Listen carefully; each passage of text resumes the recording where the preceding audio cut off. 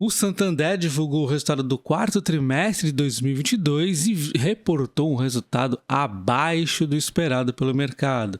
Bem-vindo ao canal Top Ações, já deixa o like no vídeo e vamos entender o que aconteceu no resultado do Santander. Podemos ver o lucro líquido do período caindo 45,9% em relação ao trimestre anterior, isso foi abaixo aí do esperado pelo mercado. No ano acaba fechando uma queda de 21,1% no lucro, então realmente foi um ano difícil para o Santander. Podemos ver aqui a margem bruta caindo 0,6% e no ano aí fechando em 6,8% aí de queda, porque as provisões acabaram pesando, caindo, aumentando nesse trimestre 18,6%. Então houve aqui provisões mais feitas. Vamos dar uma olhada daqui a pouco. As margens financeiras líquidas acabaram caindo, então 19,3% no trimestre e 33% no ano. Então realmente foi deteriorado o resultado. Podemos dizer a receita de prestação de serviços e tarifas bancárias aumentando 7,2%, deu um bom resultado aqui, né? No ano fecha em 2,3% de alta. Nós podemos ver aqui as despesas gerais aumentando 6,3%, enquanto no ano fecha 7%, deu um saltinho aqui. Temos as despesas tributárias também aumentando 7,5%, era esperado até um aumento aqui. E nós temos então este resultado que leva ao resultado final da empresa abaixo aí do esperado. Podemos observar que o Santander continua aí na pegada atrás do redução de custos físicos. A agência aqui diminuiu 21 agências, de 1.722 para 1.701. PBABs também de 1.277 para 1.266, diminuiu 11 aqui. E os funcionários acabaram aumentando aqui, ó, 1.389 a mais, tá? Até porque a digitalização ela exige aqui um pessoal um pouco diferente, aí contratações para áreas diferentes são feitas, né? A gente vê que os clientes digitais aumentou bastante aqui ao longo dos últimos trimestres e agora fecha em 20,4 milhões de clientes digitais. Clientes vinculados também seguiu aumentando 5% aqui no ano. Clientes totais ativos aumentou também mais 5%. A assessoria de investimentos eles continuam dando atenção, eles esperam mais 15% em 2023, enquanto a Toro ela vem crescendo muito, né? 80% de aumento aqui no ano a ano, tá? Um belo de um salto aqui na Toro. Em termos de crescimento, a gente pode destacar no banco a parte de cartões, consignados e consórcios que foram bem. Inclusive consignados eles têm uma ambiciosa meta de aumentar 26% no ano de 2023 e nós temos também outras alavancas de crescimento para a empresa como o imobiliário, o home equity e também o setor agro está aí no foco deles. Eles pretendem chegar a 50 bilhões em dezembro de 2023. É interessante quando os bancos começam a olhar mais aqui o setor agro, né? Ele tem a carteira total de 37,5% hoje, que cresceu inclusive 37% no ano a ano. Então, eles tiveram um bom desempenho no agro, eles pretendem crescer ainda mais aqui. Em termos de margem financeira, no meu entender, veio dentro do esperado, tá? As margens aqui diminuíram 0,6 em relação ao trimestre anterior e no ano fecha em queda mais forte de 6,8.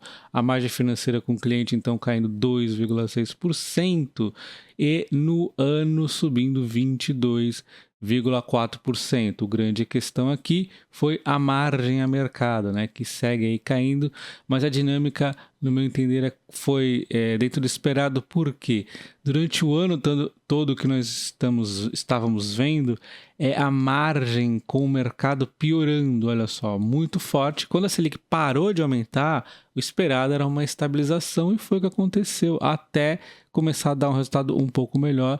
Na verdade, isso aqui também a carteira cresceu menos, colaborou um pouco com isso. Enquanto a margem com os clientes, a tendência é realmente ir desacelerando. Então, qual foi a dinâmica aqui?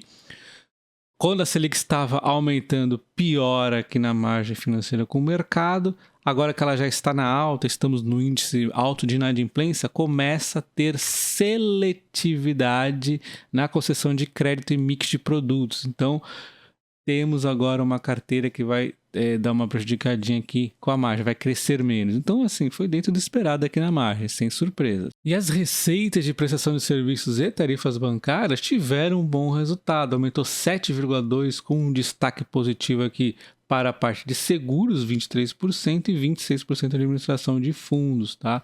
Cartões aumentaram 7,2%, que é o mais relevante aqui. Então, eu achei que foi um resultado aqui interessante do receita de prestação de serviços. Em termos de despesas, tivemos aqui o banco fechando 7% no ano e 6,3% aqui no trimestre. Em termos de despesa pessoal, o aumento no ano ficou em 10,5%, que foi um pouco forte aqui exatamente por conta da remuneração, né? Porém, no trimestre eu acho que foi ali ok, né? Esses 4,8% tivemos o dissídio, que é esperado, né? Enquanto as despesas administrativas tivemos um salto um pouco surpresa aqui de 7,5% no trimestre, mas já não tivemos os gastos que a empresa foi justificando, inclusive aí, investimento em tecnologia. Tivemos diversas coisas aqui que não vem ao caso ficar pontuando, mas assim, em termos de despesa, 7% no ano, acho que foi ok, né? As provisões vêm sendo aqui um problema no banco e, como não poderia deixar de acontecer, aumentou aqui, né, as despesas para as provisões de 6,2 para 7,3 no ano, um salto grande de 13,8 para 23,9, né? No passado ele fez poucas provisões e agora ele tem que pagar com isso, né? A receita aqui de recuperação de créditos também deu uma diminuidinha, enquanto as despesas para provisão deram uma aumentada, acabou impactando isso. Eles destacam aqui que tiveram um evento, né, maior aqui no segmento de atacado, mas não ficou claro se é Americanas. Pode ser já efeito da Americanas esse salto aqui, porque a inadimplência ela não deu um salto tão grande como vamos ver agora. O trabalho aí para conter a inadimplência do banco nessa seletividade de crédito vem acontecendo mesmo. A gente pode ver as pessoas físicas aumentaram aqui em relação do 2T para o 3T e não aumentou tanto assim, depois se estabilizou a pessoa física, ela ficou em 4,3 agora nesse trimestre. Então, um bom trabalho aqui do banco, né? Nós vemos aqui no total aumentando de 3,0 para 3,1, porém PJ deu mais um aumento aqui, né, de 1,3 para 1,4. Interessante é que agora eles vão mantendo então a cobertura a um nível aqui interessante de 230%, dá até um aumentinho em relação ao trimestre anterior. Então não houve queima aqui de cobertura, achei interessante. E o banco também vem fazendo um esforço aqui na questão da renegociação aqui dos atrasos, né? Nós podemos ver um belo de um salto em relação ao 2T ao 3T, e manteve a bons níveis, inclusive aumentou um pouco aqui, né, os créditos renegociados e também os PDDs renegociados. Então o banco vem tentando realmente fazer de tudo para não dar o pior aí, né?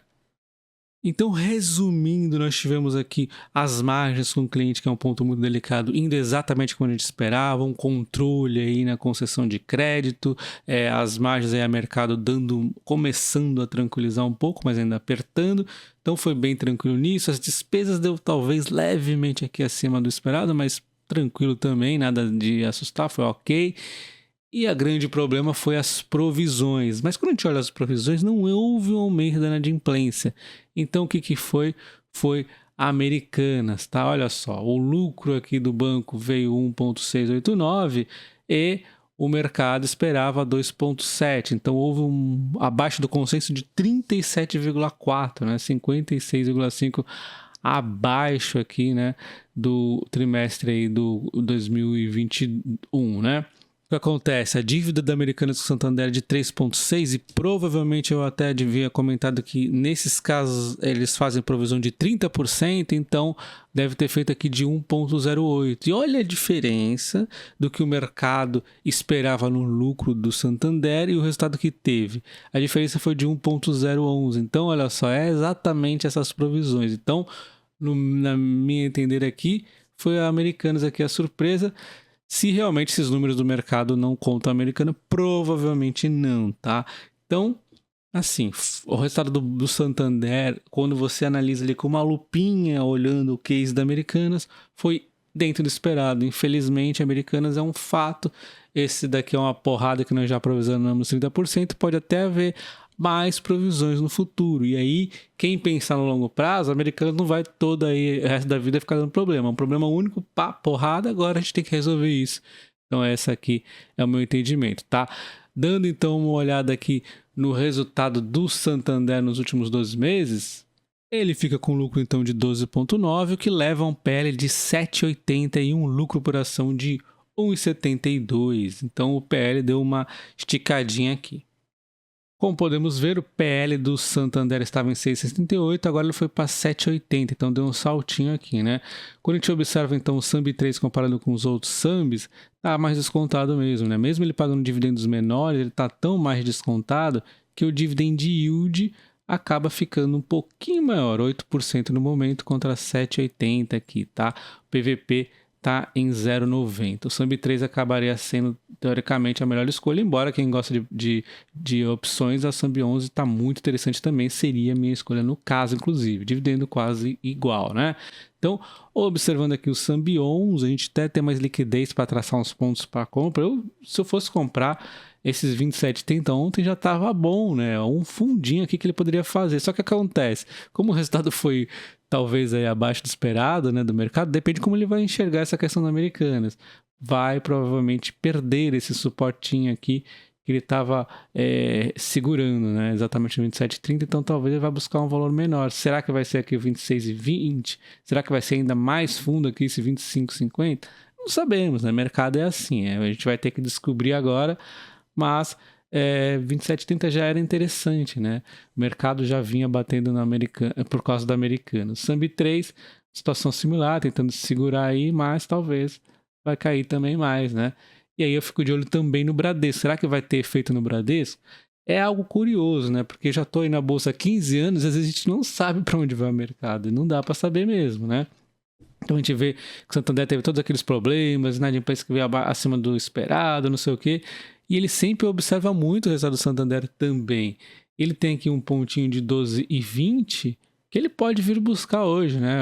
E perder, inclusive, indo para mais baixo, quem sabe 11,60. Aí é legal, eu gosto. Tem o Bradesco, é um banco que eu vou estar aí de olho hoje, né? Enquanto a Itaúsa não deveria ser tão mexida assim, né, pelo Santander, mas de qualquer forma está de olho aí. Tem um pontinho também aqui interessante nos 8 e pouco que ela está exatamente segurando também. E falando da Itaúsa, ela não deveria ficar seguindo aí muito Santander, mas o mercado é insano, né? Quem sabe 8,20 já é um pontinho que ela estava tentando segurar, quem sabe ela vai aqui, ó, nos 7,80 mais ou menos, aí seria uma queda de 5.000%, mas eu acho que hoje não vai chegar a isso não, né? De qualquer forma, tô de olho e quem sabe um dia aí, né, chegar de novo a R$7, vai ser mais interessante aí no ponto que ela tende a segurar, né? Não se esqueça do like no vídeo, o comentário seu ajuda bastante também e se inscreva no canal ativando o sino. Um abraço e até o próximo. Valeu!